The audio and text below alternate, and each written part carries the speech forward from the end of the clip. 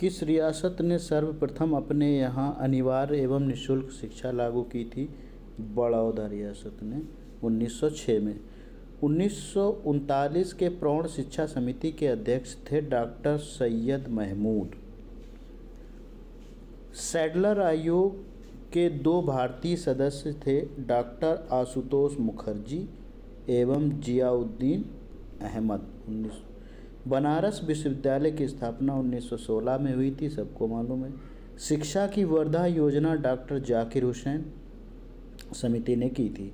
द्वैध शासन के अंतर्गत शिक्षा व्यवस्था में क्या परिवर्तन हुआ था? प्रांतों के शिक्षा विभाग लोक निर्वाचित मंत्री को मिले और केंद्रीय अनुदान बंद कर दिया गया था। स्वतंत्रता पूर्व ब्रिटिश सरकार के द्वारा भारत में आधुनिक शिक्षा के प्रसार का उद्देश्य क्या था? छोटे प्रशासनिक पदों पर नियुक्ति के लिए शिक्षित भारतीयों की आवश्यकता। किस शिक्षा योजना में उत्तर माध्यमिक श्रेणी समाप्त कर देने की सिफारिश की गई थी? शिक्षा की सार्जेंट योजना में 1944 में। राधाकृष्णन आयोग का गठन हुआ था 1948 में। शिक्षा को समवर्ती सूची में शामिल करने का सुझाव दिया था राधाकृष्णन आयोग ने।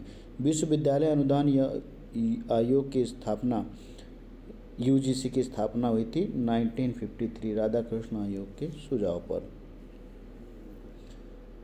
कोठारी शिक्षा आयोग ने राष्ट्रीय आय का कितना प्रतिशत व्यय करने की सिफारिश की थी? 6%।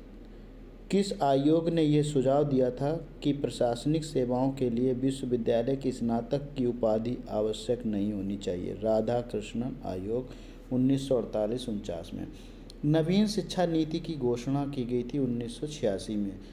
त्रिभाषीय फार्मूला को किस शिक्षा नीति के तहत स्वीकार किया गया था? 1968 की राष्ट्रीय शिक्षा नीति। शिक्षा के विकास की समीक्षा हेतु किसकी अध्यक्षता में समिति का गठन किया गया था? प्रोफेसर यशपाल। किस भारतीय विचारक ने विश्वविद्यालयों में धार्मिक शिक्षा के लिए वकालत की थी? मदन मोहन मालवीय ने। बनारस हिंदू विश्वविद्यालय का शिलान्यास लॉर्ड हार्डिंग ने 4 फरवरी 1916 ईस्वी में किया था। किसे सर्वप्रथम केंद्रीय विश्वविद्यालय घोषित किया था? बनारस हिंदू विश्वविद्यालय को। बम्बई में प्रथम महिला विश्वविद्यालय की स्थापना D.K. कर्वे ने की थी। 1890 में कलकत्ता विश्वविद्यालय की प्रथम महिला स्नातक कादम्बिनी गांगुली थी। अखिल भारतीय महिला संघ की स्थापना 1926 में हुई थी। ऑपरेशन ब्लैक बोर्ड 1986 की नई शिक्षा नीति के तहत प्राथमिक विद्यालयों को दी जाने वाली न्यूनतम सुविधाओं की व्यवस्था थी। 10+2+3 के शैक्षिक ढांचे की सिफारिश सर्वप्रथम किस आयोग ने की थी? राष्ट्रीय शिक्षा नीति ने की थी। स्कूल चलो अभियान 2000 में हुआ था। महिला शिक्षा की दिशा में प्रथम भारतीय प्रयास किसने किया था? ब्रह्म समाज ने। उत्तर प्रदेश में बोर्ड ऑफ सेकेंडरी एजुकेशन की स्थापना सैडलर आयोग के सुझाव पर हुई थी। Thank you.